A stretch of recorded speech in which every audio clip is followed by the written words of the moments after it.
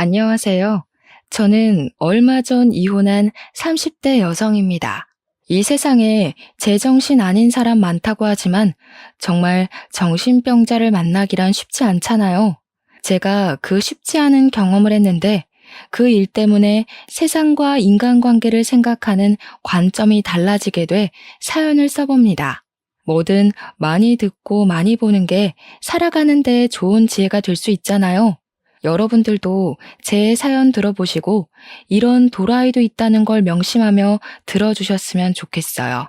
저는 결혼하기 전부터 남편과 가치관이 아주 잘 맞는 편이었어요.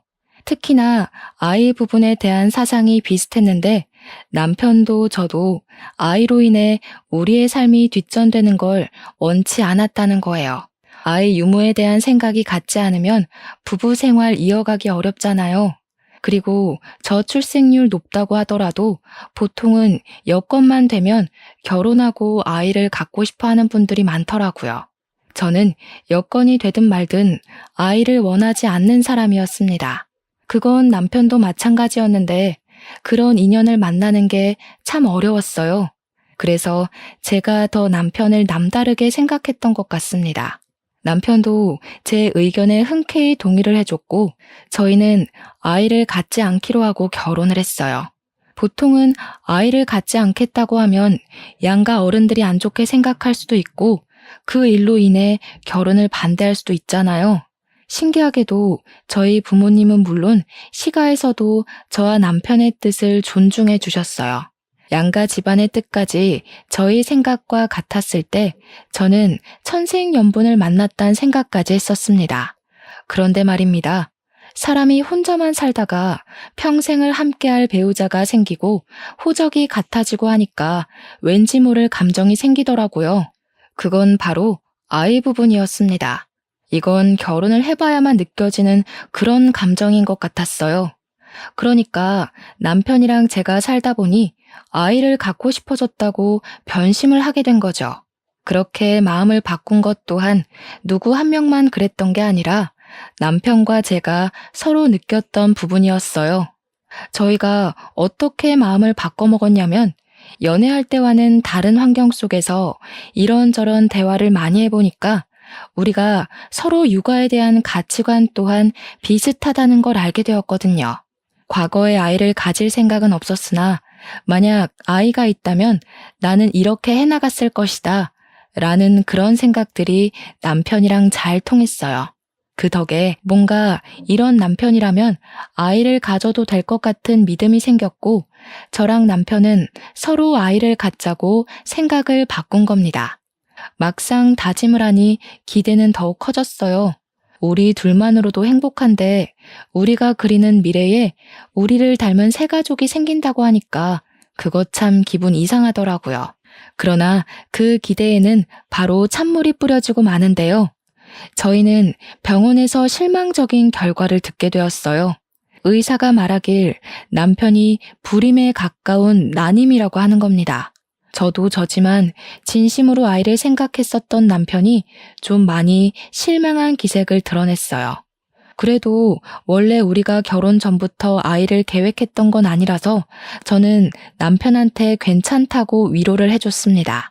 아쉬운 건 아쉬운 거고 안 되는 건 안 되는 거잖아요.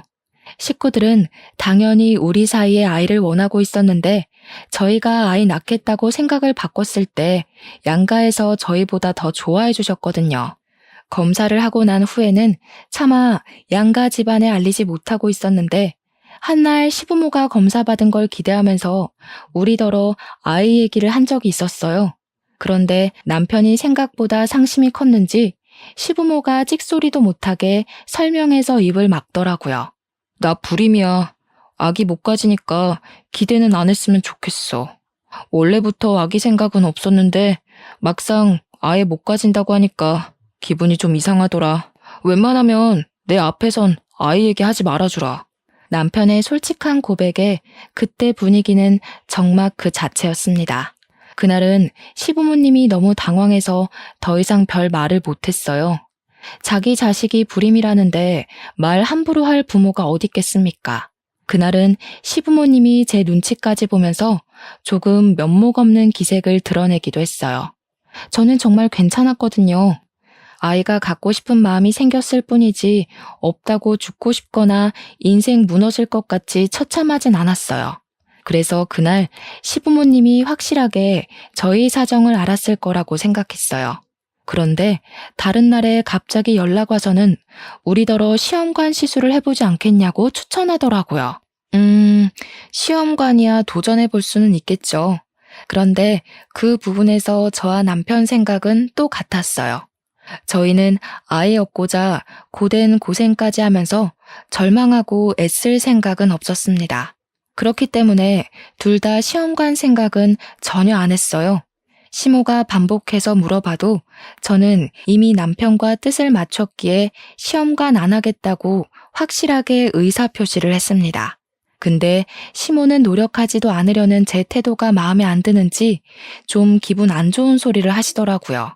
그래도 네가 큰 며느리 아니냐. 밑에 작은 애 집에서 먼저 애 생기면 눈치 안 보일 것 같아? 너도 너지만 너 때문에 우리 집 장남 이미지까지 망칠 수는 없잖니. 망치다니요? 제가요? 그렇게 말씀하시면 제 입장에서 서운하죠. 남편이 불임이라서 임신 못하는 건데 왜 제 탓을 하세요? 네가 시험관 안 하겠다고 해서 우리 아들도 따라서 안 하는 거 아니야. 어쨌든 둘이 다시 얘기해서 시험관 해보도록 해라. 사람이 살아가는데 순리가 있는 법인데 무슨 말도 안 되는 고집을 부린대? 시모가 생각보다 고집스럽게 나와서 솔직히 아주 황당했습니다. 저희가 결혼하기 전에 양가 어른들에게 아기 갖지 않겠다고 말씀드렸거든요. 그때는 시모도 쿨하게 허락을 하셨어요. 근데 갑자기 이렇게 고집을 부리는 것이 조금 이해가 안 가서 당황했습니다. 심지어 그날뿐만이 아니었어요. 시모는 이런 식으로 저만 가지고 자꾸 시비를 걸었습니다. 어이가 없어서 한 번은 남편한테 얘기를 해줬는데 남편은 그저 시모가 하는 말 전부 다 쓸데없는 말이니까 무시하라는 대답뿐이었어요. 그래야 하나? 싶어서 저도 그냥 시모 말을 한 귀로 듣고 한 귀로 흘리는 걸로 스트레스를 해소했죠. 그런데 제가 그저 쉬쉬하며 넘기니까 이 상황이 점점 우스워지더라고요. 제게만 임신을 종용하는 시모가 갈수록 이해하기 어려운 짓을 했는데 그게 뭐냐면 시가 친척들 앞에서만 저에 대한 태도가 달라진다는 겁니다. 시댁에는 친척들이 좀 많아요. 명절이나 제사를 하면 저희 집에 식구들이 모였는데 다들 집 가까이 살아서 그런지 친척들이 서로서로 인연이 깊더라고요. 그 말은 즉 서로서로에게 간섭도 많다는 뜻과 직결되는데요. 그래서 저랑 남편 사이에 아이가 없다는 것도 벌써 친척들 귀에 다 들어갔더라고요. 장남 집안이라서 빨리 아이를 가져야 하는데 왜 아직 아기가 없냐고 많이들 물었습니다. 그 질문은 해가 바뀔수록 더 심해졌고 날카롭게 날라왔어요. 저는 초반에 친척들이 그런 식으로 물을 때면 남편의 흉을 보고 싶지 않아서 굳이 남편이 불임이라는 건 들추지 않았어요. 그냥 아직 아이 생각이 없다는 식으로 돌려서 말했습니다. 그런데 그때마다 시모가 나서서 보이는 반응이 있었는데요. 며느리 힘들 것 같아서 내가 손주는 굳이 없어도 된다고 했어. 요즘 세상에 부부끼리 잘 살면 그걸로 되는 거지 뭘 굳이 애가 있어야 돼. 시모가 친척들 앞에서 제 생각을 끔찍하게 해주고 있는 것처럼 말을 하는 게 문제였어요. 물론 다른 사람 앞에서 저를 챙기는 척하는 것이 고나리질 하는 것보다 낫다고 생각하는 사람들도 있겠죠. 그런데 고나리질은 고나리질대로 당하고 남들 앞에 설 때만 이렇게 가식적인 친절을 보인다면 생각이 달라지실 겁니다. 이렇게 앞뒤 다른 시모 때문에 친척 어른들이 제게 더 잔소리를 했어요. 세상에 너희 시모 같은 사람 없다는 둥, 아무리 손주 욕심 없다고 해도 손주 보고 싶은 게 시모 마음인데 그걸 몰라준다는 둥, 왜 효도를 너네들이 받고 있냐는 둥 말입니다. 저보고 시모 생각해서 손주 가지려고 노력이라도 해보라고 얼마나 도건을 날리는지 몰라요. 기가 찼지만 오랜만에 뭉친 식구들 분위기를 망칠 수 없어서 어찌어찌 넘겨왔습니다. 이렇게 시가 사람들한테 기분이 상하면 제가 누구한테 속풀이를 하겠습니까? 당연히 남편한테 하겠죠. 그래서 늘 명절이나 시가에 큰 행사가 있고 난 후면 저도 모르게 남편한테 툴툴 털어놓게 됐어요. 그럴 때마다 남편이 사과를 해주기는 합니다. 근데 결국 그 사과도 저를 설득해서 시모를 이해해달라는 의미뿐이에요. 원래 부모가 자식 생각하는 마음이 다 그런 거 아니겠어? 손주 못 낳아주는 거 미안하긴 하니까 그냥 우리 엄마 하고 싶은 대로 두자. 내가 당신한테 더 잘할게. 친척들 다 모이는 날 아니면 어르신들한테 잔소리 들을 일 없잖아. 그럴 때만 당신이 그냥 효도한다 생각하고 좀 참아줘. 그럼 욕먹는 건 나야. 어르신들이 갈수록 나만 버릇없는 며느리를 볼 거 아니야. 지금 어머님이 나 닥달해서 시험관 시키려고 머리 굴리는 거 모르겠어? 짜증나 죽겠네. 잘못은 내가 한 게 아닌데 왜 내가 욕바지 역할을 해야 돼? 말을 꼭 그렇게 해야겠어? 당신 말은 지금 내 잘못이니까 내가 욕바지 해야 된다는 거야? 그럼 당신은 고자 남편 있다고 동네방네 소문나도 상관없어? 당신만 살고 나는 망신당해도 상관없냐고. 내 말은 우습고 당신 하는 말은 안 이상해? 당신이야말로 당신 욕먹을 바엔 내가 욕먹는 게 낫다고 생각하는 거잖아. 나더러 평생 불효자라 욕먹으면서 살라는 거 아니냐고. 좀 그러면 어때서? 나도 친정 가서 욕먹을 거 먹을게. 여긴 우리 식구 집안이잖아. 고자보단 불효자가 낫구만. 그걸 이해 못 해주냐? 결국 남편의 사과는 제가 처음 불만을 트기 시작했을 때 한 번뿐이지 그 뒤의 얘기는 전부 이런 식의 대화였습니다. 기가 찬 소리 하는 건 남편도 마찬가지였으니 저는 속풀이라는 의미로 남편과 다투는 날이 점차 늘어갔어요. 남편이 아이 욕심이 병적으로 강하지는 않았지만 아마 자기도 고자 소리는 창피한 듯 보였습니다. 은근슬쩍 제 입을 막으려고 했고 시간이 갈수록 시모 편을 드는 건 점점 더 도드라진 모습이었어요. 그 와중에 시모는 계속해서 시험관을 조르고 있는 상황이었는데요. 문득 그런 생각이 들더라고요. 임신은 나만의 문제가 아닌데 왜 자꾸 나만 임신으로 인해 스트레스에 시달려야 되는 건지, 쓰레기가 되어야 하는 건지 억울하더라고요. 그래서 한날은 시모가 집에 들러서 남편이 좋아한다는 파김치 좀 가져가라 부른 적이 있었는데 그날 또 시험관 얘기를 하길래 시모한테 직접 말했습니다. 언제는 저희 부부끼리만 잘 살면 된다면서요. 손주 필요 없다면서요. 저희가 결혼하기 전에 다 말씀드렸는데 갑자기 이렇게 집착하시는 이유가 뭐예요? 저랑 남편이 변심하지 않았으면 원래 없었을 손주예요. 처음엔 애 없이 둘만 살고 싶다고 시작하는 부부가 어디 한둘인 줄 알아? 그 사람들도 나중에는 다 생각 바뀌어서 애 갖는다. 너희들도 그럴 거라 생각해서 허락해 준 거지. 그건 어머님이 멋대로 판단하고 결론 내리신 거네요. 다시 말씀드릴게요. 아이 갖고 싶다고 중간에 마음 바꾼 건 맞지만 시험관까지 하면서 갖고 싶은 생각은 없어요. 남편도 그 일 때문에 스트레스 많이 받고 있으니까 그만 좀 하세요. 어머님이 자꾸 제 문제인 것처럼 소문내서 저도 힘들다고요. 내 아들이 진짜 애 안 갖고 싶어서 그러는 줄 아니? 네가 좀 남편 위해서 희생해주면 되는 거를 무슨 고집이 이렇게 세? 그 사람들이 얼마나 말 많은 사람들인데 내가 정신 나갔다고 우리 아들 문제 있다고 떠벌리겠어? 이런 거 서로 포용해주라고 부부를 하는 거야. 부부끼리 서로 보듬어주라고 하는데 시모가 하는 말은 모두 자기 아들을 위한 얘기가 아닙니까? 자기 아들이니까 자기 아들을 감싸는 거 이해해요. 그렇다고 그걸 다른 집 귀한 자식한테 강요하면 안 된다고 생각하거든요. 그럼 저는요? 어머님이 이상하게 돌려 말씀하셔서 어르신들이 저만 욕하잖아요. 어머님이 말씀하시는 것에서 제가 득보는 건 뭔데요? 전부 다 어머님 좋은 일, 남편 좋은 일만 늘어놓고 계시는 거 스스로 안 느껴지세요? 그렇게 억울하면 시험관 하라니까. 네가 애만 가지면 내가 왜 너를 들들 볶겠냐. 내가 너 때문에 요즘 통 잠을 못 잔다. 네가 우리한테 피해주고 있는 건 왜 생각 못하니? 억울하고 분하면 임신을 하라니.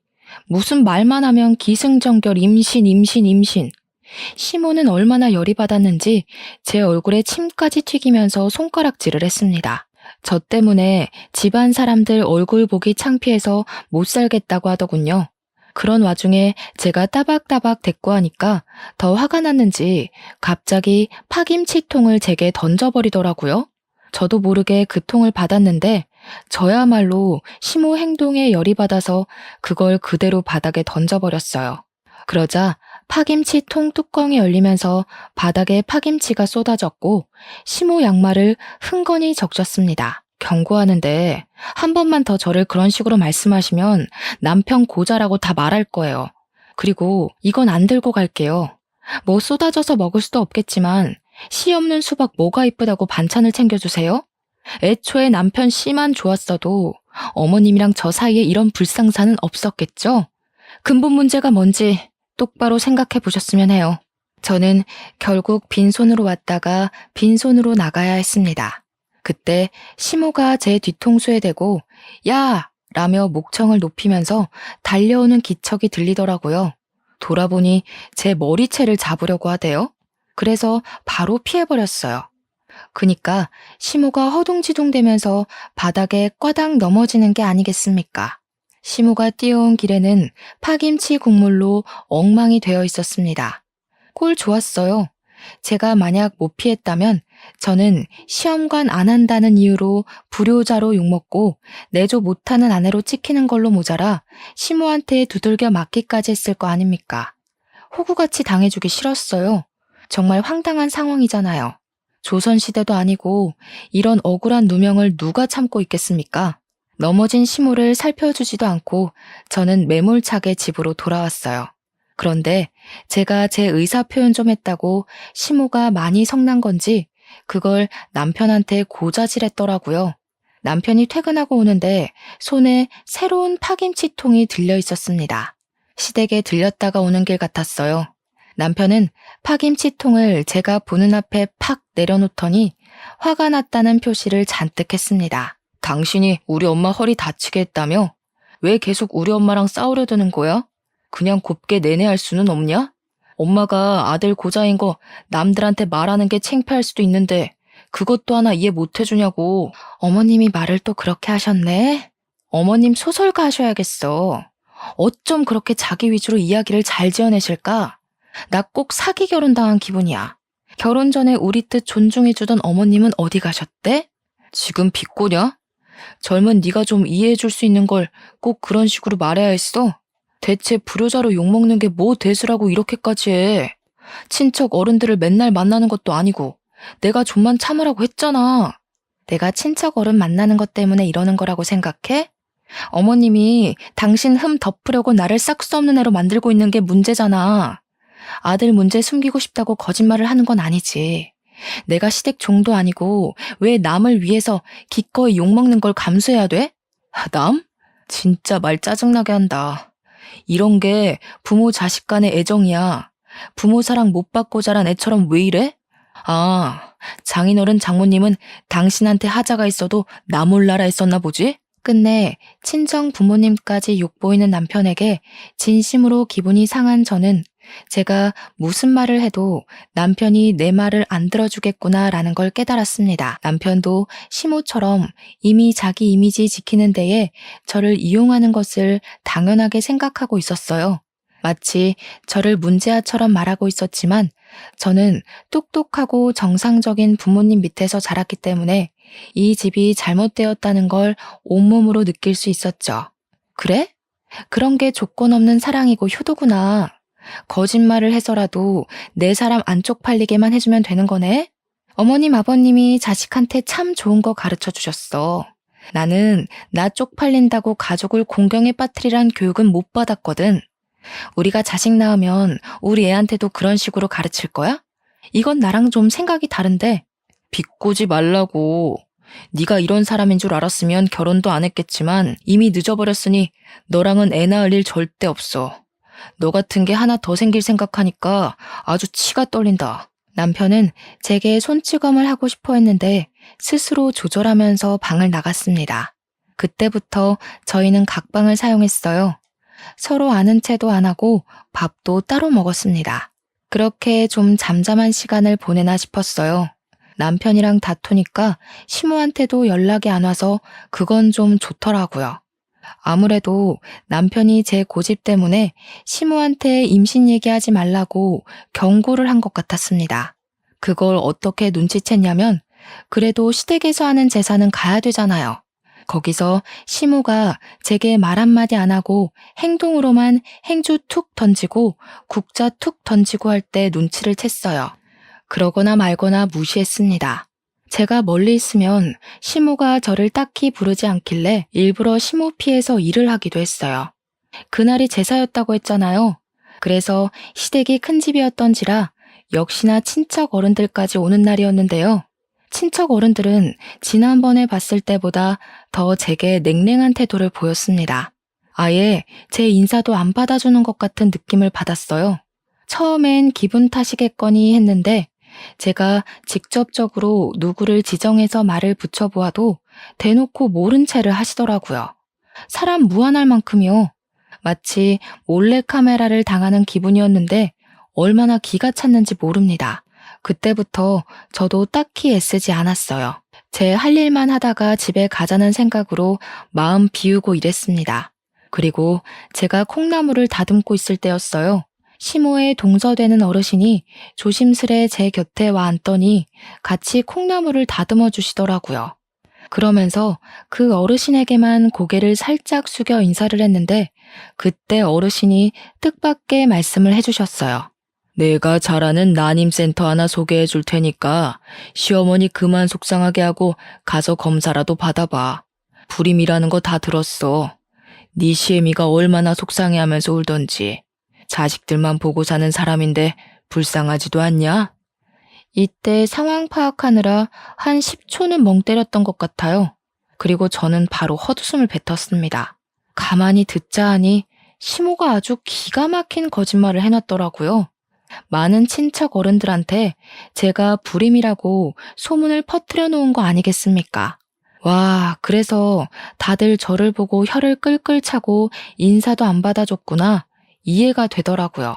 이거 진짜 이렇게 넘어갔다간 정말로 호구될 것 같대요. 앞으로 살 날이 얼만데 제 결혼 생활 또한 더 피곤해질 것 같았고요. 저는 그래도 저한테 시모인 사람이니까 최소한의 예의는 지켜야 할 것 같아서 남편이 고자라고 소문은 안 냈어요. 그런데 시모가 먼저 선수를 치고 저를 바보 만들어 놓은 거 아니겠어요? 참을 수가 없었습니다.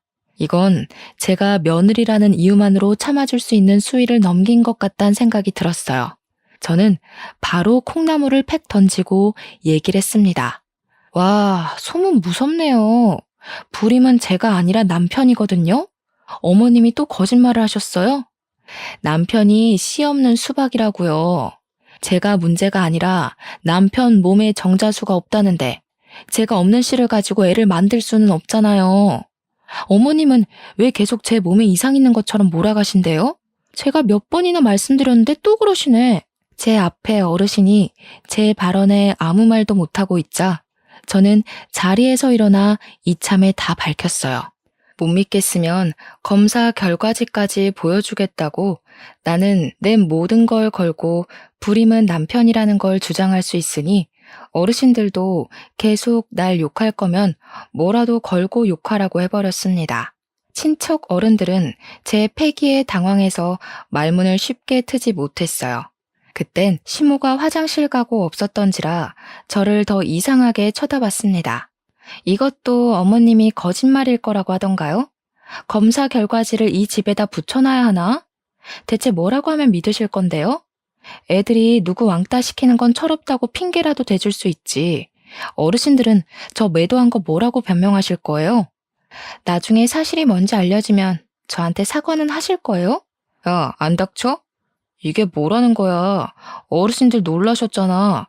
어디서 없는 얘기를 그렇게 당당하게 말해? 당신 따라 나와. 집에 가서 얘기하자. 그 순간 남편이 거실에 있다가 급히 제게 달려와 끌고 나가려고 했습니다. 저는 그런 남편을 팩 놓고서 어르신들께 바로 알렸어요. 이대로 억울해서 못 참겠네요. 검사 결과지 지금 휴대폰이 있는데 보실래요? 어머님이 자기 아들 고자인 거 창피하니까 저를 대신 팔아먹으려고 하는 것 같은데 저도 사람이거든요. 이런 식으로 이용당하면 기분 엄청 나빠요. 똑똑히 들으세요. 불임은 제가 아니라 남편이라고요. 그리고 그 타이밍에 시모가 화장실에서 나왔습니다. 친척 어른들은 뭐가 진짠지 모르는 얼굴을 하고 있었어요. 그럼에도 팔은 안으로 굽는다고 곧 제가 행패를 부리고 있다고 생각해 저만 이상하게 쳐다보았죠. 그 상황에서 남편이 저를 잡아 끌고 다시 자리를 벗어났는데요. 신발을 신을 때쯤 어른들이 시모한테 이 집 장남이 불임이었냐고 묻는 걸 들었습니다.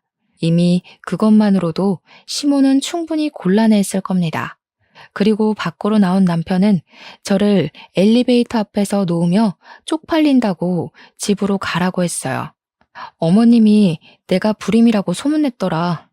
내가 그걸 웃으면서 내내 했어야 했어? 아, 당신도 내가 욕먹는 걸 바랬었지? 내가 지금 호랑이 굴에 혼자 들어간 건가? 어떻게 다 나를 못 잡아먹어서 안달이래? 그렇다고 꼭 그렇게까지 할 필요는 없었잖아. 예의 없게 어르신들 앞에서 그게 무슨 행패야? 가서 사과할 거 아니면 당장 돌아가. 당신 데려다 줄 기분 아니니까 걸어서 가든지 버스 타고 가든지 알아서 해. 나는 사실을 말했을 뿐인데 아직도 억울하네. 여기서 봐주면 어머님이 나를 아주 등신으로 보고 더 소설 쓸 것 같은데 지금도 안에서 뭐라고 변명하고 계실지 몰라. 나는 어머님이 나한테 사과할 때까지 절대 그만할 생각 없으니까 당신이야말로 잘 판단해.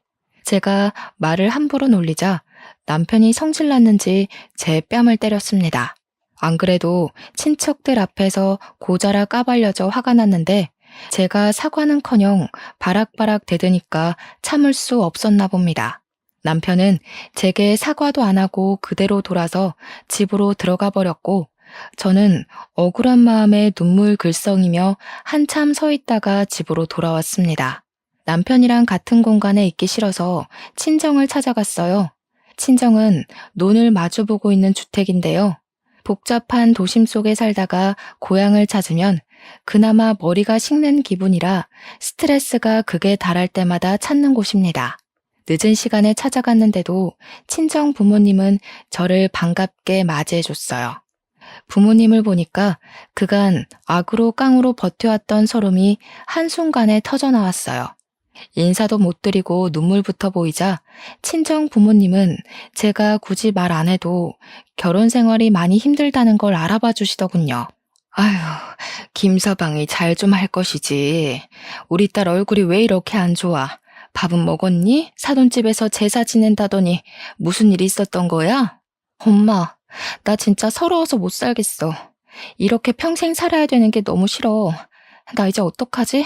내가 고른 남잔데도 너무 꽝이라서 싫은데 어떡해? 나 진짜 이대로 평생 불행해야 되는 거야? 저는 마치 철부지 시절로 돌아간 것처럼 부모님께 제가 당해왔던 부조리함을 다 밝혔어요. 친정 부모님은 제 말을 묵묵히 들어주면서 제 편이 되어주셨습니다. 그럼에도 마음이 독하지 못한 분들이라 시댁을 찾아가서 뒤집어 엎는 짓까진 안 했어요. 그저 제 말에 시댁으로부터 감정만 상하셨고 저를 위로해주는 데에 더 열과 성을 다했을 뿐이었죠. 그것만으로도 저는 사실 위로가 되었습니다. 이젠 누굴 뒷담하고 탓하는 게 지쳤는데 그런 제게 부모님 곁은 누굴 흉보지 않을 수 있는 쉼터 같은 곳이었으니까요. 그렇게 부모님 집에서 하룻밤 자고 출퇴근을 해도 남편한테는 따로 연락이 안 왔습니다. 진짜 웃기게도 시댁에서도 연락이 오지 않았어요. 마치 내가 누군가의 며느리, 누군가의 아내였나 싶을 만큼 잠잠했어요. 그제야 제가 시댁에서 얼마나 보잘것없는 위치였고 존재였는지가 파악이 되더라고요. 너무 짜증이 나서 그냥 이혼해버리자 그렇게 마음먹고 그날 바로 이혼 합의서를 준비했어요. 꼴 보기 싫은 사람들 안 보고 합의서에 도장 찍을 순 없을까? 그 고민만 남은 저는 며칠간 같은 생각만 되풀이하느라 거의 멍 때리면서 지냈어요. 그러던 어느 날엔 평소와 좀 다른 일이 발생했는데요. 여느 때처럼 퇴근하고 친정집을 가는데 친정집을 가는 마을버스가 목적지까지 못 가고 멈추는 겁니다. 그때부터 버스 안 사람들이 웅성거리기 시작했는데 뭔가 싶어서 차 앞쪽을 봤더니 소방차가 보였고 그 뒤로 검은 연기가 자욱했어요. 화재가 난 것이랍니다. 화재 사건을 뉴스 말고 직접 본 건 처음이었는데 여기서 제가 심장이 철렁 내렸던 건 화재 사고를 실제로 봐서가 아니었어요. 이쪽으로 가는 방향은 일방통행이었고 마을이 한 줄로 쭉 나열되어 있는 동네인데 이쪽 길에 불이 났다는 건 마을 전체가 위험하다는 것과 같은 뜻이거든요. 그럼 우리 집에도 피해가 갔을지 모를 일이라서 심장이 내려앉았던 겁니다.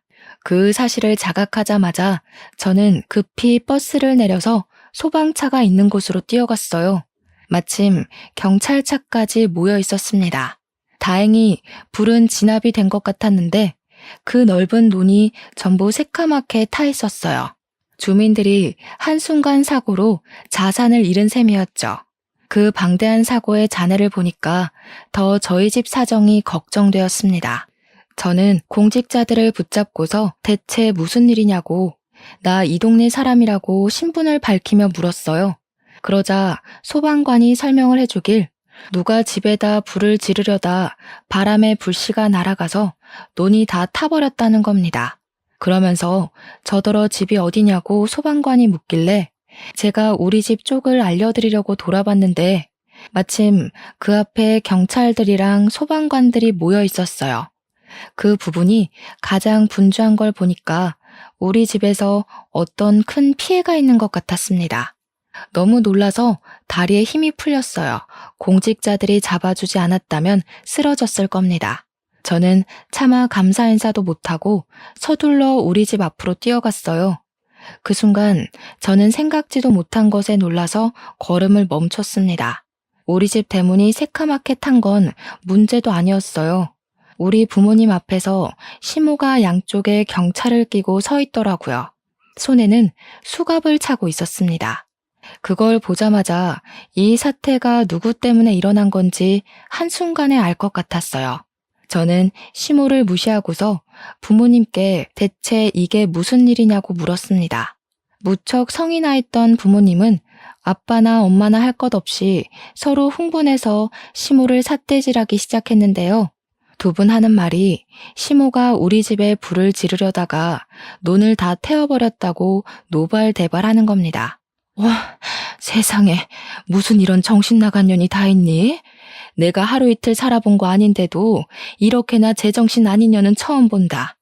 어떻게 자기 분에 못 이겨서 불을 지를 수가 있어? 너한테도 이 정도로 정신 나간 짓 했던 거야? 이 사람 이거 사람 아니구먼. 당장 깜빵 쳐놓고 다시는 못 나오게 해줘요. 이런 사람들은 밖을 나돌아다니면 안 돼. 이런 여편네인 줄 알았으면 우리 딸을 안 보내는 건데 이 천박한 집안 같으니라고. 제가 그날 부모님이 성질내는 걸 처음 보기도 했지만 그 미친 짓이 기어코 시모가 한 짓이 맞는다는 것에 더 충격받았습니다. 아무리 생각해도 시모가 갑자기 이런 사고를 칠 만큼 저한테 악감정이 있나 의문스러웠어요. 제가 시모를 화나게 한 게 있다면 겨우 시험관 안 하는 것과 친척 어르신들 앞에서 남편이 고자라는 걸 알려준 것밖엔 없다고 생각하거든요. 그런데 그걸로 화재 사고를 일으킬 수도 있는 건가요? 심지어 이렇게 공직자들까지 대동했는데도 시모는 반성하는 기색이 없었어요. 오히려 우리 부모님이 자기 탓하는 걸로 더 뭐라 하면서 목소리를 쩌렁쩌렁 내었습니다. 그쪽들 딸 때문에 우리 아들이랑 내가 망신을 당했는데 이 정도는 아무것도 아닌 거지. 그러게 왜 나를 망신 주냐고. 감히 시댁을 덤비면 어떻게 되는지 톡톡히 알았죠? 이제부터 딸 교육 똑바로 시켜요. 뭐라고요? 그쪽 아들이 몸에 장애 있는 거를 왜 우리 딸 탓을 해요? 망신은 우리가 망신이지. 남자 구실도 못하는 놈을 사위로 들이게 됐는데 나 솔직히 사기당한 기분이라고요. 우리한테 자식 교육 논하기 전에 그쪽 자식 건강이나 점검하세요. 이봐. 집구석에 어른이란 사람들 생각하는 꼬락서니가 이 모양이니 자식 되는 년도 버릇없이 따박따박 말대꾸 하지. 정신 좀 차리세요, 사돈들. 지금 사돈들 딸이 밖에서 사돈들 이름에 똥칠하고 다녀요. 시모의 얼척없는 발언에 저는 뼛속부터 화가 치밀어서 결국 시모의 싸다구를 때렸습니다. 그 순간 정적이 흘렀고 저한테 맞은 시모도 자기가 맞았다는 것에 기가 찬 얼굴을 하고 있었어요. 이 사람 이거 완전 정신병자네. 물불 안 가리고 자식 지키려는 건 알겠는데 진짜 불도 안 가릴 줄은 몰랐네요. 불놀이 하시고 오줌 안 싸셨나 몰라? 이대로 이혼하면 서러울 것 같았는데 직접 깜빵 가주겠다고 이리 사고를 쳐주니 제가 무척 기뻐요. 이제야 숨통 좀 트이겠네요. 뭐라고? 이 정신 나간 것이 감히 시애미를 쳐? 이보세요. 보셨죠? 당신들 딸내미가 이 모양이야. 경찰 선생님들도 보세요. 정신 나간 건 내가 아니라 이 여자라고요. 날 잡을 게 아니라 전현을 잡아야지. 저는 이 사람 때문에 우리 부모님이 하마터면 큰 변을 당했을 뻔했다는 생각에 소름이 돋아서 반대편 뺨을 한 대 더 쳐줬습니다. 시모는 난생 처음 사람한테 맞아봤는지 얼떨떨해 하면서도 기분 나쁜 표정으로 저를 노려봤어요. 눈물까지 찔끔 나 있는 걸 보니 아팠나 봅니다. 사람 목숨 가지고 장난쳐놓고 고작 뺨 쳐맞는 게 억울하세요? 사람 억울하게 만드는 거 전문이신 분이 뺨 좀 맞았다고 억울해하니까 웃기네요. 그래도 아들 고자 얘기는 좀 묻히겠어요. 전과자 타이틀이 너무 세서 말이죠. 말 많은 집안에서 전과자 얘기가 얼마나 맛있는 소재일까? 우리 집 사람들이 고작 형편없는 년 말에 넘어갈 것 같아? 내가 억울해진 거 누구보다 우리 식구들이 더 잘 알아. 나 이대로 안 넘어간다. 우리 식구들이 너 가만 안 둘 테니까 각오하고 있어. 아줌마 식구들이 과연 아줌마 말을 믿을까요? 제가 볼 땐 여기 수십 명의 피해자들과 공직자들 말을 믿을 것 같은데요. 혼자 정신 나가서 불지른 건 사실이잖아요. 쓸데없는 고집 그만 부리시고 이제 그만 가보세요. 아줌마 때문에 바쁜 사람들 다 집에도 못 가고 있는 거 안 보이세요? 제 부탁으로 경찰들과 소방관들은 시모를 끌고 자리를 이동했습니다. 그 와중에 시모는 계속 저와 저희 부모님께 욕을 서슴지 않았어요. 그때 남편이 사람들을 뚫고 나타났습니다. 아마 시모가 사고를 치고 난 후 남편한테 미리 연락했던 모양이에요. 남편은 이미 상황을 다 알고 있었고 바로 제 앞에서 무릎 꿇고 앉더니 살려달라고 빌었습니다. 여보, 내가 미안해. 엄마가 일부러 이런 짓 벌인 거 아니야. 이거 다 실수야. 친척 어른들이 내가 불임인 거 다 알아서 엄마가 홧김에 그런 거야. 너도 이 상황이 고의일 수 없다는 거 알잖아. 제정신이 아니고서야 어떻게 불을 지르겠어. 너는 몰랐겠지. 나는 네 엄마 제정신 아닌 거 알고 있었어. 내가 몇 번이나 너한테 언지를 줬는데도 너는 너네 엄마 감싸두느라 바빴잖아. 실수든 고의든 지금 상황에서 그런 건 소용없어. 네 엄마가 정신 나가서 이 동네 사람들 자산 날려먹은 걸 탓해. 너희 집안은 멍청한 네 엄마 때문에 망하는 거야. 솔직히 불을 지른 것까지는 저도 놀란 부분이었습니다. 당연히 화재 사고가 아니더라도 용서해줄 마음은 없었지만 이젠 아예 용서 자체가 불가능해져 버렸어요. 피해자가 저 하나에서 여러 명이 되어버렸는데 제 손으로 해결할 수 있는 범위를 넘어선 거잖아요. 이건 어떻게 합의를 볼 수 없을 만큼 너무 큰일이었던지라 남편이 싹싹 빌어도 제가 어떻게 해줄 수 있는 문제가 아니었습니다. 그 와중에 친정 부모님은 여전히 화가 머리끝까지 나 있었어요. 평생 남에게 욕이라곤 안 해본 순한 분들인데 시모 집안 때문에 처음으로 분노의 감정을 표출해 보셨을 겁니다. 그리고 특히 엄마는 남편한테도 많이 화가 나 있었어요. 소금을 한 뭉텅이 갖고 나오더니 제 앞에 무릎 꿇고 있는 남편 면전에 소금을 팍팍 뿌렸습니다. 어디서 이런 재수없는 것이 우리 딸한테 붙어서는. 얼른 정신 나간 너네 엄마 데리고 썩 꺼져라. 저 아줌마 아무래도 진짜 정신병 있는 게 분명하니까 병원에 쳐넣든지 감옥에 쳐넣든지 다시는 세상 밖에 못 나오게 가두라고. 남편은 엄마한테서 도망치듯 자리를 벗어났습니다. 나중에 들려온 소식인데 남편이 시모를 데리고 진짜로 정신병원을 갔다고 하더라고요. 거기서 아주 충격적인 진단 결과가 나왔는데요. 시모한테서 분노 조절 장애의 소시오패스 기질이 있다는 진단이 나온 거 아니겠습니까? 좀 충격이었어요. 남의 돈에 좋아 보이려고 이미지 관리를 엄청 한다는 건 알았지만 그게 강박증이었을 만큼 정신병을 갖고 있는지는 몰랐거든요. 사실 처음엔 감형받으려고 수쓰는 건가 했어요.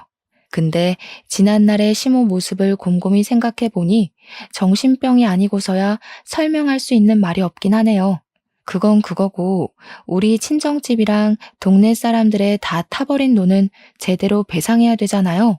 저는 당연히 남편에게 이혼 소송을 했고 시모는 방화죄와 우리 집 기물 손괴죄로 기소가 되었는데 감옥시설에 소속된 정신과 전문의에게 치료를 받게 되었다고 해요. 그리고 그 집안은 저희 동네 논에 대한 보상 때문에 완전 빚더미에 앉았다고 합니다. 그 논 땅덩어리가 굉장히 크거든요.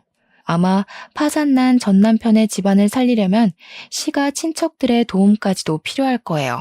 시모가 그렇게 잘 보이고 싶어 했던 시가 친척들이 과연 쫄딱 망한 집안을 도와줄지가 의문이네요.